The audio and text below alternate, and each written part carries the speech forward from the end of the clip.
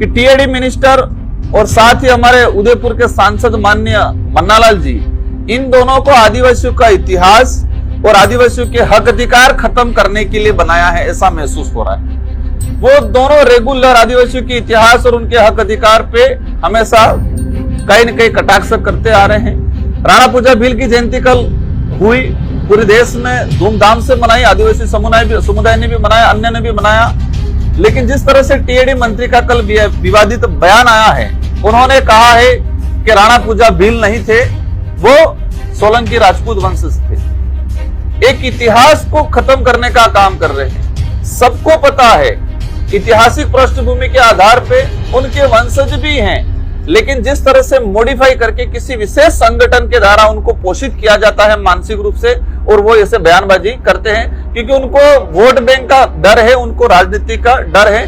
तो राणा पूजा के बारे में जिस तरह से उन्होंने गलत कमेंट किए हैं, उसको लेके पूरे आदिवासी समुदाय और साथ ही अन्य समुदाय में भी ये एक आक्रोश पैदा हुआ है। लेकिन जिस तरह से मानगढ़ का इतिहास, आदिवासियों का इतिहास, उसमें स्पष्ट लिख रखा है। गोविंद गुरु महाराज को जब गुजरात कोर्ट में अंग्रेजों ने पेश किया तो उस कोर्ट का जजमेंट है, उस जजमेंट में स्पष्ट लिख रहा कि बिलराज कायम करने के लिए ये आंदोलन छेड़ा जा रहा था भक्ति के माध्यम से।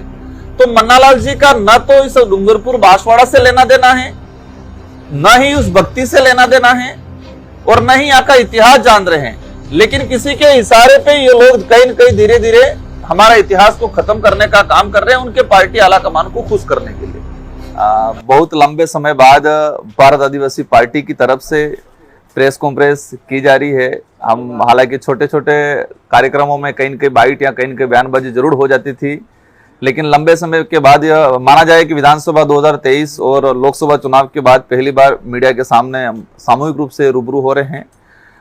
रूबरू होने का मुख्य वजह ये रहा कि जिस तरह से पूरे राजस्थान के अंदर विधानसभा चुनाव से पहले भाजपा ने माहौल बनाया था कि डबल इंजन की सरकार बनाएंगे, और डबल इंजन की सरकार में सारे काम फटाफट होंगे, विकास तेजी से दौड़ेगा, एक गति पकड़ेगा, इस तरह से एक माहौल बनाया था। और जैसे विधानसभा चुनाव हुए, राजस्थान के अंदर भजनलाल जी की सरकार बनी और विशेषकर चर्चा में है पर्ची की सरकार। लेकिन सरकार जिस दिन से बनी है, उस दिन से सरकार को या सरकार चलाने वालों को समझ में नहीं आ रहा है कि ये हम किस पद पे बैठ, कि टीएडी मिनिस्टर और साथ ही हमारे उदयपुर के सांसद माननीय मन्नालाल जी, इन दोनों को आदिवासियों का इतिहास और आदिवासियों के हक अधिकार खत्म करने के लिए बनाया है, ऐसा महसूस हो रहा है। वो दोनों रेगुलर आदिवासियों के इतिहास और उनके हक अधिकार पे हमें